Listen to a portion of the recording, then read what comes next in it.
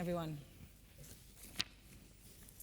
So welcome to this first Keynote panel of the day with a tremendous lineup of industry heavyweights, thought leaders, and policymakers here to discuss the Critical Raw Materials Act. And our objective today is to give you a primer on what it is, what does it mean for investors and projects in Europe, and what does it mean for the competitiveness of mining in Europe. Our panel here is here to debate the ins and outs, whether it goes too far or not far enough, and hopefully we'll have some time for some questions at the end.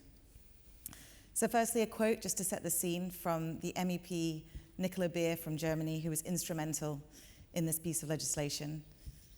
The agreement, which has been reached in record time, is an industrial policy blueprint for a secure and sustainable supply of raw materials in Europe. Remy has kindly introduced our panelists, so I'll dive straight in with what exactly is the CRMA, and then we'll turn to our panel with some questions. So the CRMA, Critical Raw Materials Act, was first announced by President von der Leyen during her 2022 State of the Union speech, calling to address EU dependency on imported critical raw materials by diversifying and securing a domestic and sustainable supply of critical raw materials. The proposal was unveiled in March 2023, and happily, since we started planning for this panel discussion some weeks ago, the Act itself has received political agreement by the trilogue, and Peter's going to explain to us exactly what that means and what the next steps for this important piece of policy legislation is. Together with the Net Zero Industry Act, it's widely seen as the EU's response to the Inflation Reduction Act in the EU. A couple of key elements of the framework that the CRMA identifies. Firstly, it sets benchmarks.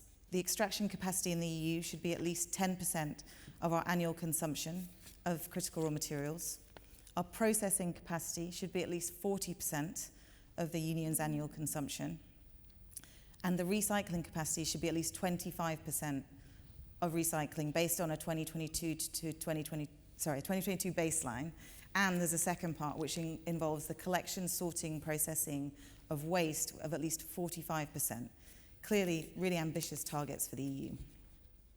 Importantly for the projects here, there will be priority status for projects identified as strategic projects. And this will allow urgent, a fast lane permitting, granting process, and certain financial benefits, which importantly haven't yet been clarified. It also provides those strategic projects an imperative automatic reason of overriding national public interests, which will be very important in environmental permitting discussions.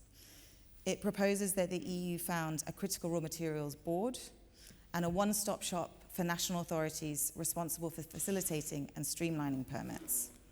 The list of critical raw materials and strategic raw materials has been published, and it will be updated every 2 years. Finally, there's an important point on improving sustainability and circularity. National exploration programs should be reviewed every 5 years and stress tested every 3 years. The Commission will monitor critical raw materials supply risk, and there will be national programs on circularity, containing measures to increase recycling and collection of waste. So clearly very ambitious in terms of its targets, but the means to achieve them, the binding nature of the policy itself, may be inadequate. And the absence of new funding and clarification on exactly what this means for permitting processes in particular is still unknown. So firstly, I'm going to turn to Peter. As an expert on how these important pieces of legislation get passed, can you give us some clarity on what the next steps for this important piece of legislation will be? And are there any risks associated with the next steps? Thank you very much, Kate, for your introduction. Just one clarification, I don't work for the External Action Service, I work for the European Commission. As Nicola Beer said, it's moved at record speed, and that's because there is a very strong cross-party, cross-European member state feeling that this has to move fast because there is a real urgency to act. And from the time we proposed this in the middle of March until the 13th of November, we managed to get this political agreement at the trilogue, which is the term we use when the Commission comes together with the European Parliament and the Council. And just today, in fact, we are hoping to get the formal endorsement from the member states in the ambassadors meeting, which is called COREPER. And in early December, all being well, it will go to the Industry Committee of the European Parliament and then a vote in the European Parliament around the 12th of December, at which point we will be heading towards publishing this and it becoming a piece of law, I think, around March next year.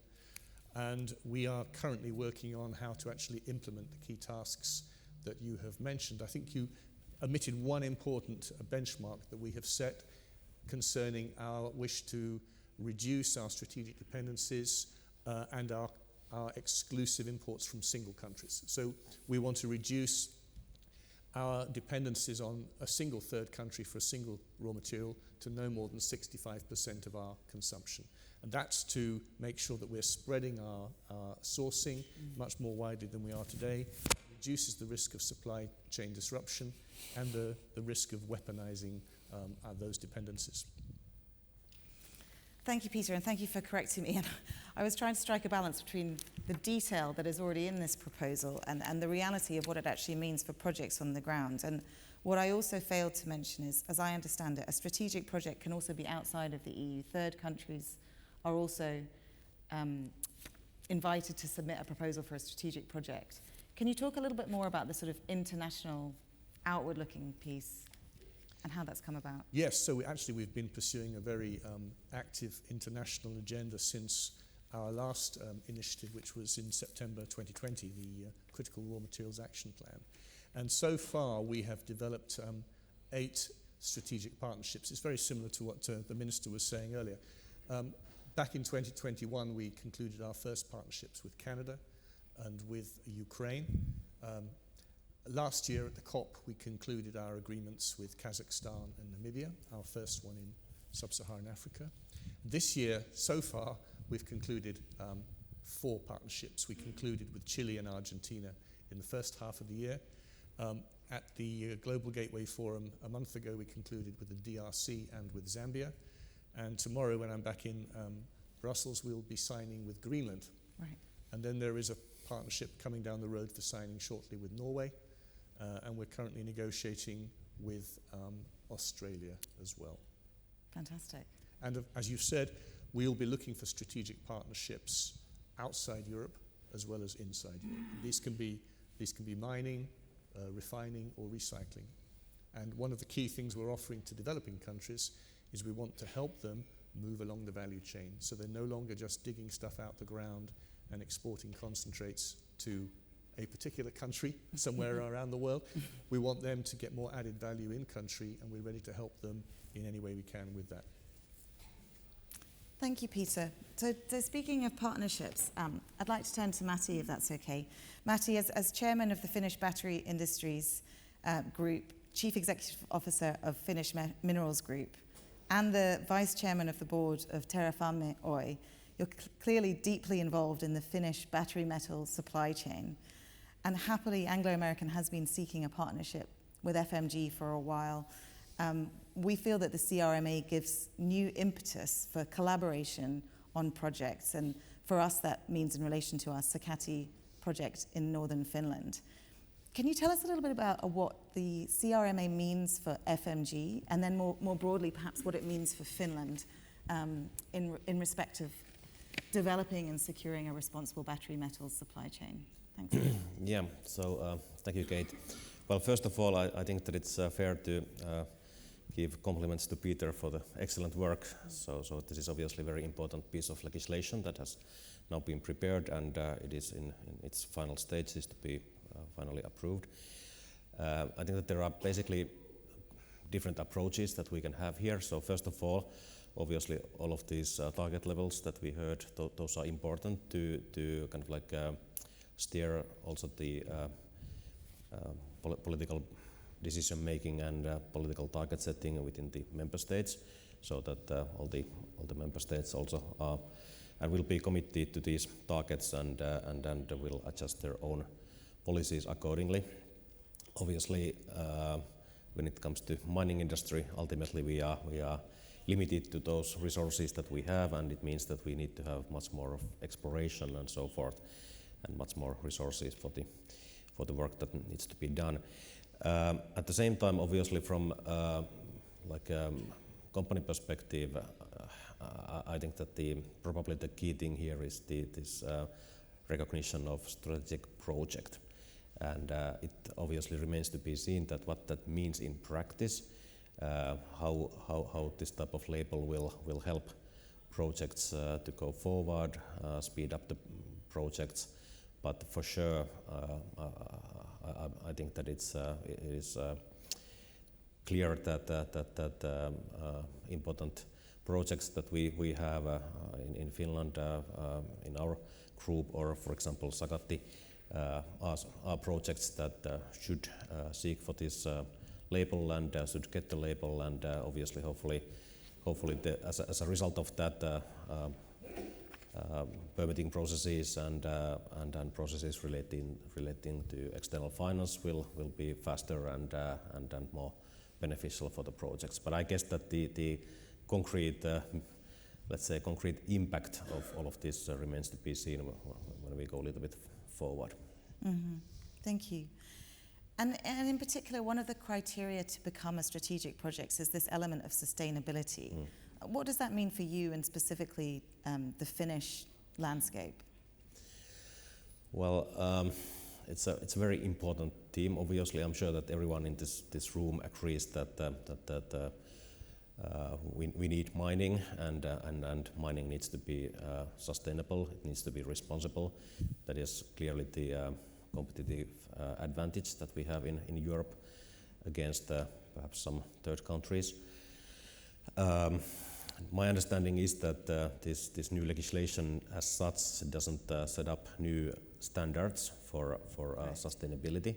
So these existing standards and also domestic standards and legislations are to be applied. But and it's obviously crystal clear that we need to follow these different legislations, but at the same time it is not enough. So obviously we always need to get the social license to operate and make sure that also the local stakeholders and neighbors and everyone who is relevant for the project can agree that the project is done in the best possible way, and the consequences to its neighborhood are minimized.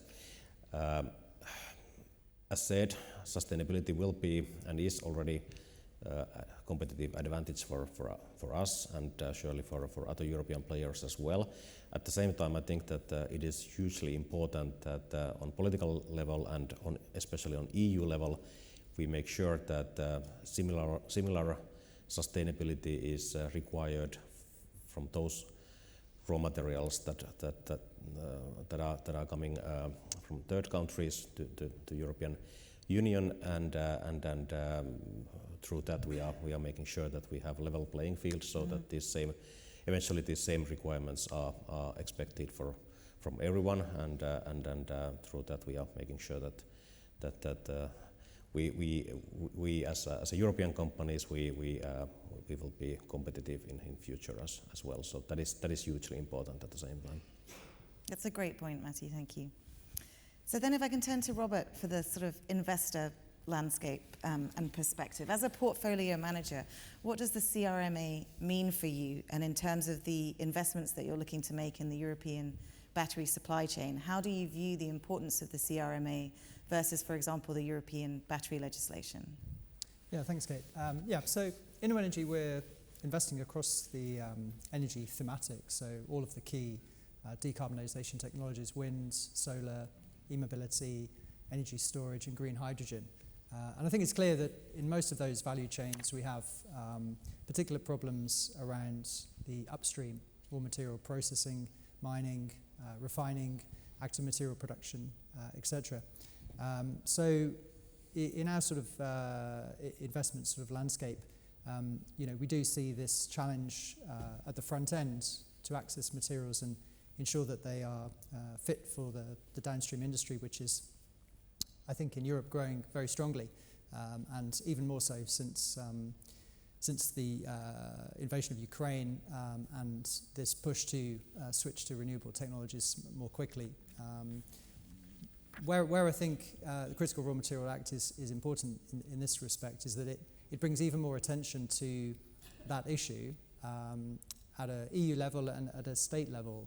And it means that projects that have otherwise been quite challenging to bring through to production should get some impetus from external sort of forces to get sort of going. So for us, it's a good opportunity to somewhat de-risk these projects, which otherwise I think have struggled with competitiveness on a global landscape, particularly against China as a sort of big processing hub for raw materials.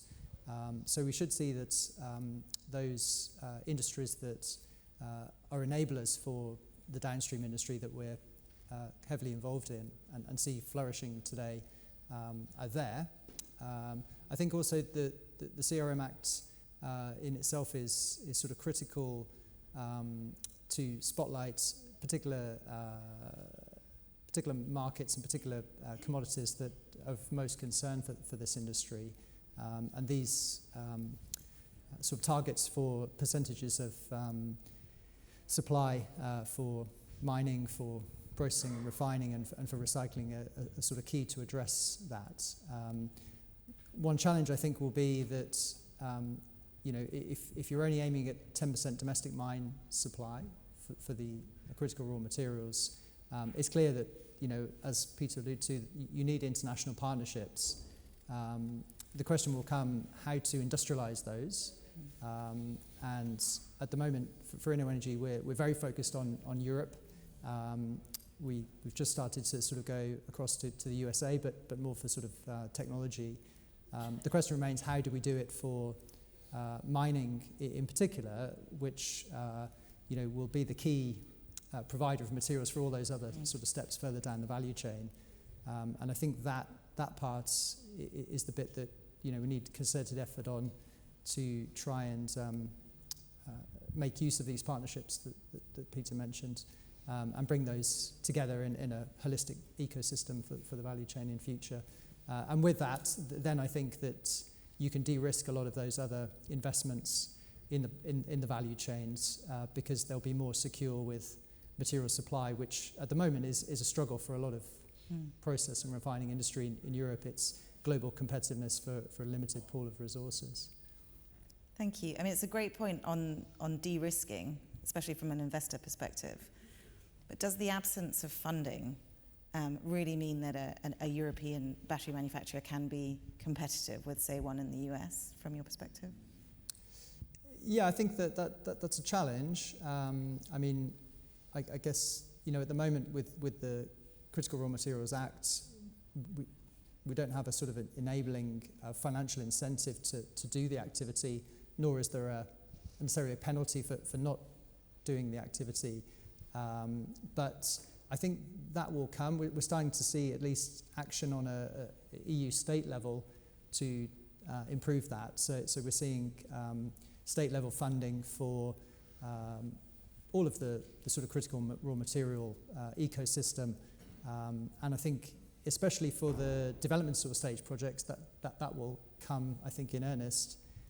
The difficulty I think will be is and probably where InnoEnergy sort of plays is this sort of higher risk area where projects are in sort of evaluation sort of phase from, if you talk about a mining project from sort of scoping through to FID,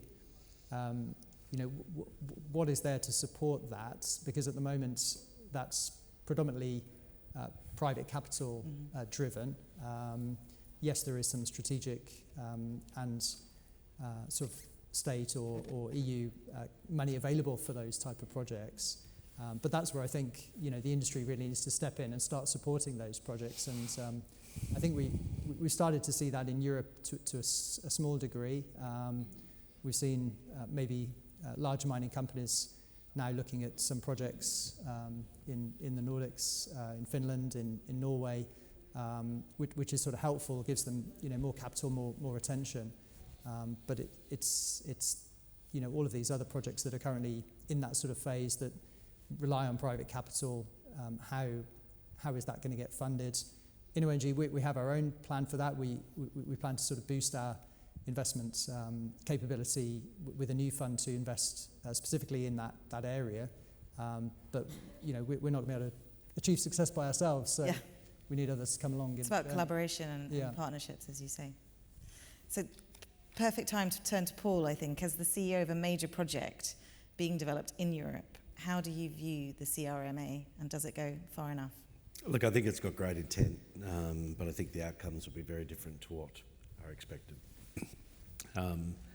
Look, the reality is you can't look at mining on a pan-European basis. You can't even look at it on a national basis. You've got to look at it as a project that affects a local community. So, trying to get any degree of uniformity in permitting, environmental requirements across that vast array of different interests, economic interests, political interests, financial interests, is going to be very, very difficult. I think European mining companies have got to continue to focus local, and they've got to build their support locally. It's great that you have these overarching acts across the European Union that are intended to do that, because it does apply a little bit of pressure further down the decision-making tree as to how projects should be developed. But I think ultimately, if you want to see mining emerge in Europe, the first thing you've got to do is start seeing uniformity across that mining legislation, across those codes. Starting, number one, with just a very simple concept of recognising the competent person. That is not done in Europe yet. So that's something that could be really easily achieved. It means then that the entire span of European suppliers and expertise can be used across the continent. So there is the potential, I think, to bring that in. For mining companies in Europe, there hasn't been a lot of new projects coming to fruition. Yes, certainly in Scandinavia, but less so in other parts of Europe. And there are a number of reasons for that. Funding is certainly one. Europe is perceived to be higher risk, a higher risk jurisdiction for permitting. We see a lot of NGO activity in Europe, and from my experience, we have seen NGOs being funded by one European country against the interests of another. This is why I think it's going to be incredibly difficult to try and get that to be a really effective piece of legislation. I think, absolutely do it.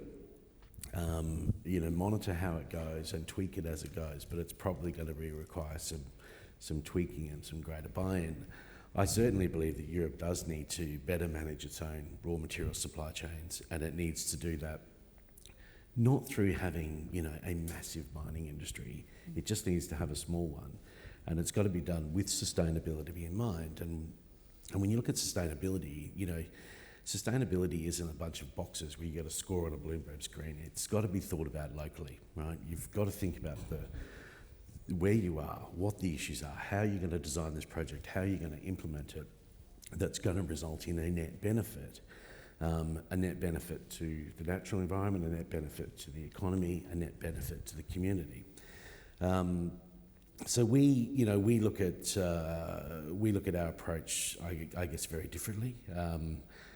Every time we go and look at an asset, we start in the local community. We try to understand how that community works, what its history is, where do people go to school, where do they work, where do they make their money, where do they go to the doctor? And then we start sort of walking around, where does their water come from? Where are those rivers? Where are they located? What other industries here that are likely to have an impact on that? And I think that's the level that European mining companies have got to get to ultimately be successful. Support at the European Union level is great, but it isn't going to change the fundamentals that mining affects near mine communities, and that's where you've got to focus. Yeah, thank you. It's great to have a more granular perspective on what it actually means on the ground. Rolf, I'd like to turn to you to give you the opportunity to speak to, I guess, the overarching objectives here, and as Director General of Euromines, I mean, in your view, what does the CRMA achieve in terms of helping the competitiveness of mining in the EU and processing and recycling, as we talked about? And also, how does it compare to the IRA? What's your perspective on that? I think the Critical Raw Materials Act is an enormous opportunity for Europe. And I also want to congratulate the Commission and especially Peter, the father of the Critical Raw Materials Act, for his proposal and for getting the deal done in record time with the Parliament and the Council. So it's a paradigm shift, and we are aware that nowhere else in the world mining is done at the level of ESG performance as in Europe. So we've set a standard, and it's been expressed also by Matti what we are doing on the ESG sustainability level. We are very much focusing on the permitting, because that is, I think, one key factor that brings the insecurity into the mining projects, next to other aspects, the finances. And you mentioned the IRA is certainly a kind of win for life. So you get your OPEX and CAPEX subsidies, but it's not necessarily helping you on the permitting. So the benchmark in all of the different models throughout the world, and I'm not talking about the Chinese model of strategic industry policy and subsidies to the downstream sectors through that. I'm talking about the benchmark to the players that have the ESG ambitions, that have this sustainability approach to those projects that the mining companies that I represent and that I see also as actors here are daring to. So it's the permitting issue is not dealt with at the IRA level. So if we want things to happen, we want to have the deal into the Green Deal, into the transformation that we all strive for, then the permitting question is central. But at the end of the day, it's a very big legislation, the Critical Raw Materials Act. Many articles, many different parts of legislation defining what is the sustainability of a project, defining what are the standards, the criteria to be used for standards. It's going into environmental footprint, life cycle assessment. But at the end of the day, it needs to deliver on the ground in member states. And since EU policy has a purpose, it can initiate this paradigm shift, it can give a way to identify strategic projects, but at the end of the day, the local, the national political will needs to be there to carry it to a concrete, successful mine. And one overarching thing that we also need to understand, it's the first time that Europe has defined targets, objective for strategic sourcing in mining, in processing and recycling, with the autonomy approach on reducing dependencies. So it's none of us here in the room would have expected this to happen 1 or 2 or 3 years ago. So we've gone very far with our ambition, and now we need to make it a reality. Any thoughts, Peter? And I sort of purposely wanted to provoke the question, when we look at ourselves versus the Inflation Reduction Act, how do we see what we've achieved? And Rolf, it's a great point on the permitting side, and that is certainly one I think people are most excited about in terms of what it actually means for those grappling with the permitting process on the ground. Peter, how would you comment on the sort of comparison? Is it an unfair comparison? It's a very valid comparison, but you have to distinguish between the way we're doing it in Europe, maybe minus a big fund, but through law. This law will enter into force next year and be around for a long time. We'll revisit the objectives for beyond 2030. This is going to provide a stable, predictable environment for businesses for years to come.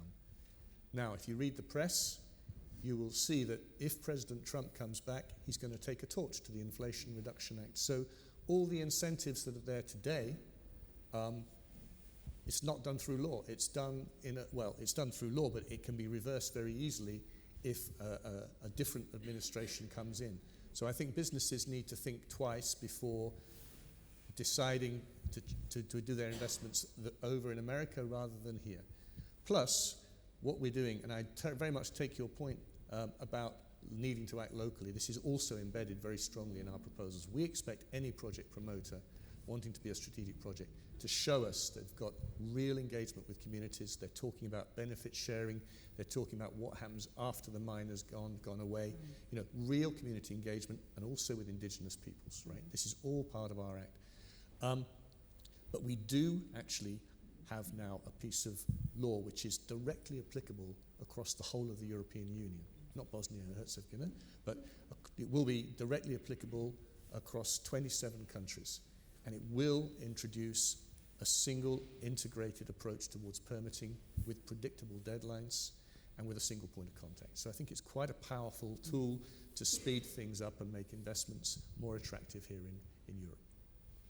Yeah, absolutely. And I think it's also an opportunity for us to have a broader societal discourse around responsible mining, and raise the agenda once again of how mining and responsible mining certainly is a critical industrial activity. Maybe back to you, Rolf. You know, how do you see that dialogue being amplified as a result of the CRMA? So the ambition of the industry is certainly to meet all of the environmental ambitions and to meet the ESG criteria, and it is, I think, at a pivotal moment in the sense that standards are going to be something which is going to be on the top of the agenda. And I see it in the discussions that we are following as a member of ICMM. There is lots of different standards in the mining sector with different scopes, with different commodities.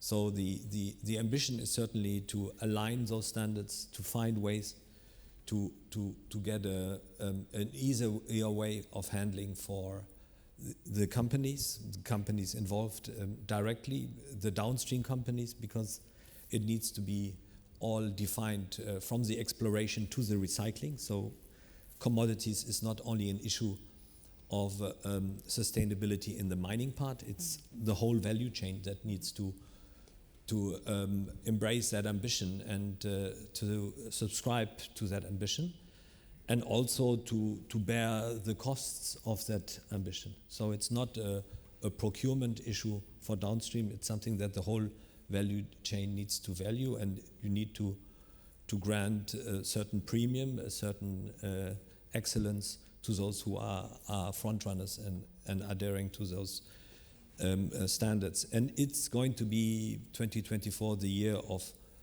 clarification on this, the scene setting of all of what those standards are, because it's at a cost for the companies, and companies will want to see that in an efficient way. Mm-hmm. And perhaps to open up to the rest of the panel, I mean, how do you see, maybe Paul, how do you see the public perception of mining changing?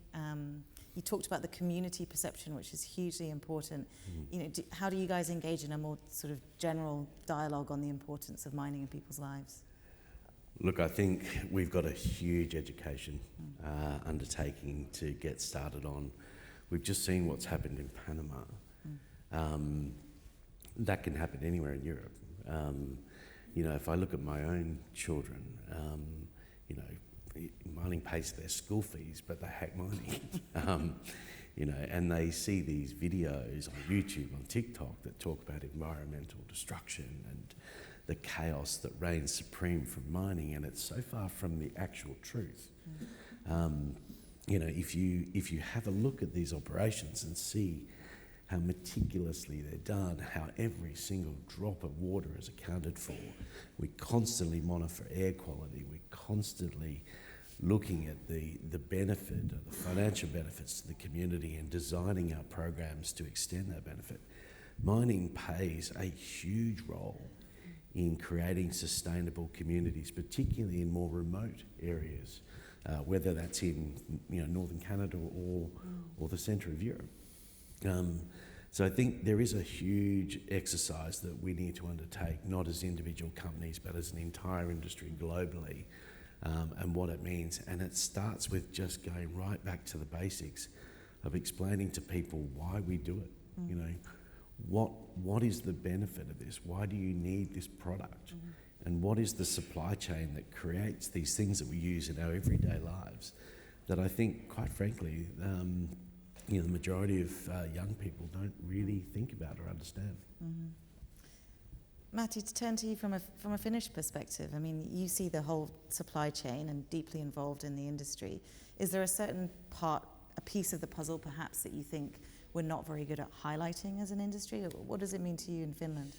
Well, actually, I would continue from this previous point, this kind of like a public view on mining, large audience view on mining, because that is hugely important on domestic level, on European level, and on global level, because that basically impacts everything. So the way how people see mining, what is their kind of like a feeling on mining, that is decisive for the legislation, that is decisive for the policy making, that impacts on the permitting, financing, and basically everything. And eventually, it also has a clear connection to this extremely important question that from where we get the best talent to the industry, because obviously young people when they are in high school and university and so forth, when they are wondering that what to do when they are in working life, and I guess that unfortunately a rare number of people are considering mining industry as a career option, and that is pretty much, at least this is my view, that is pretty much because of the lack of information, lack of understanding that what type of opportunities there are, what is the work actually all about, so that it's not something dirty that you do on the quarry, but it's actually very high level expertise job, and offers a lot of professional opportunities, but also offers a great way to make an impact on the world and have a meaningful work. So basically all this comes together to the public view on mining, and this is something that we should do more to take forward. Thank you. Peter, if I can turn to you, what I think is particularly interesting about joining the dots here on the ambitions of this legislation, and without asking you to breach any confidences, I imagine there were some very heated discussions around these goals. Do they go far enough from a sustainability and an environmental protection perspective? And I'm also aware that there is already a question mark around how can we reconcile the fast-track permitting process with projects that may have a specific environmental concern or issue around them. Can you give us some insights into how those sort of debates came together and how we got to where we got to in terms of the targets? Yeah, and it came together, I think, we had two controversial discussions. One was, should we be asking companies, manufacturing companies, to take more responsibility for assessing their supply chain vulnerabilities or not? Can we just leave it to business? And we started off with a very kind of liberal discussion saying, no, businesses know best, which, if it were true, we wouldn't be facing a worsening situation in terms of supply chain disruptions and then companies turning to governments to be helped out. So actually we had a very good reversal of that discussion, and we ended up with what's called Article 23, Company Risk Preparedness, where we asked the member states to identify all large companies that are involved in the green transition, the digital transition, as well as defence and aerospace. And those companies have to do a risk assessment on a regular basis, not to report to the Commission, not to report to their government, but to report to their own board. These are the risks we find, and these are the actions we propose to take to reduce those risks. And hopefully those actions will be, we're going to diversify our supply, we're going to build bigger inventories, and we're going to invest and become off-takers in strategic projects inside and outside Europe. Create the demand side. The other heated debate was about the permitting, and it would be no surprise to say that member states were saying, this is not how we do things, right? And that's the whole point, right? I said, we need a common, harmonized way of approaching this, and we ended up in a good place. We ended up maintaining the idea of a one-stop shop so a project promoter knows who he's dealing with his project. We ended up with an integrated process which encompasses the environmental impact assessment, and it also will encompass the new future revised industrial emissions directive. So we're going to have all this will count in a deadline period, with the exception of what's in the hands of the promoter themselves. So the clock will tick from the time the file is submitted to the public authorities and found to be complete, and then off we go. And I think that puts pressure on the public authorities, which they're nervous about, but we've said we're there to help you. We have a skills deficit in the public administration as much as in business, I believe. So we're going to help the member states to make sure that their people are in the right place with the right competencies to assess what are quite often very innovative projects coming forward. I think it's also important to make sure that there is a fixed time period for governments to determine that the file is complete. Because my experience has been that can take 10 years. And the timeline is currently 26 months, is that right? That's the agreed approval. The timeline that the CRMA defines is that it would be 26 months from submission to approval of the permitting, is that correct? There are two times. One is for an industrial facility, that's for refining or recycling, which we proposed a year. And the other was for a mining exploitation permit, which we proposed 2 years. 2 years. Now those time limits have both been extended by 3 months as part of a deal whereby we have kept all of that environmental impact assessment as within the integrated framework, with the exception of what's in the hands of the promoter to prepare the file. No, that's the trade-off. A little bit, we preserve the integrity of the permitting encaptured by this regulation at the cost of an extra 3 months. Fantastic. I'm mindful of time. Rob, you look Yeah, like you're maybe keen to to also congratulate on those permitting timelines and also to underline that because you asked the question about the environmental performance. So the whole process in the Critical Raw Materials Act is not to water down any kind of environmental legislation. So it's keeping the status of where we are today. And on the timeline, you have to see that my examples that I know about permitting in Spain was 8 years, Finland 10 years, At least, Bulgaria 10 years. So we are having a very ambitious agenda, which is in line with the environmental impact assessment, where the first part, which is in the hand of the promoter, is excluded from those 27 months period. So it's I think a very good compromise that has been found, and the 3 months of extensions is minimal compared to what we have experienced in the past. Absolutely, I fully agree. It's extraordinary. I'll just add a comment. The EU Raw Materials Week 2 weeks ago, which Peter organised. It was really pleasing to see that on the Thursday they had a panel session with a number of the people responsible for mine permitting in Europe across the different countries, and it was nice to see that they had got strategies of how to reduce these lengthy periods for mine approvals down. So from what is you say 6, 8 years down to 2 or 3 years. The challenge will be this environmental impact assessment, which I think is sort of slightly outside of the permitting process. But besides that, I it's think integral to it. It's But I think overriding that, then I think there is certainly ambition, and I think particularly among those states in Europe that are keen to get this industry moving. They have established mining business already. They know how it works.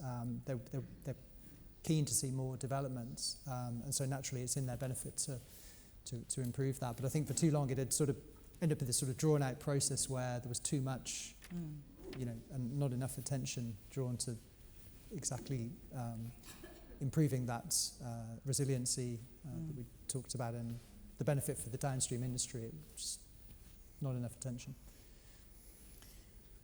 So if I can just sort of try and summarize, I mean, I think the overarching policy and ambition is huge, and I think that the strides have been made. Peter, again, congratulations on achieving what you have in record time. It's truly transformative for the industry and for projects in this space. And the devil will be in the detail, as you say, Robert, in terms of how actually that permitting process in particular looks and feels like from the ground. Maybe some final comments from the team. If you could summarize your views on the CRMA in a couple of words, in 3 words, Peter? I'm just going to say thank you, Andrew, for tabling this session so we could actually have a presentation around the Critical Raw Materials Act, and thank you, Kate, for your moderation, and the panelists, and I'm going to have a ding-dong with you afterwards, Paul. That's fine. I'd like to say thank you to the Bosnian governments, all 4 of them, for the 96 permits that they've granted me to get this far, and I look forward to the EU Critical Minerals Act encompassing all of those. Absolutely. Thank you. Absolutely echoed Peter's sentiments. Thank you to a tremendous panel. I'm sure we could have talked for much longer about the detail, but I think the overarching ambition and the policy framework is clear. I mean, the EU has already established itself as a front runner in sustainability legislation, and I think in this act you can see that we're really out there showing the world what can be achieved, and the higher standards that will be applied to EU standards, to EU projects, I think is an example for the rest of the world. Thank you to an incredible panel. Thank you, Andrew, for facilitating. I'm sorry we didn't have time for questions, but if there are any, feel free to approach us after the panel. Thank you. Thank you.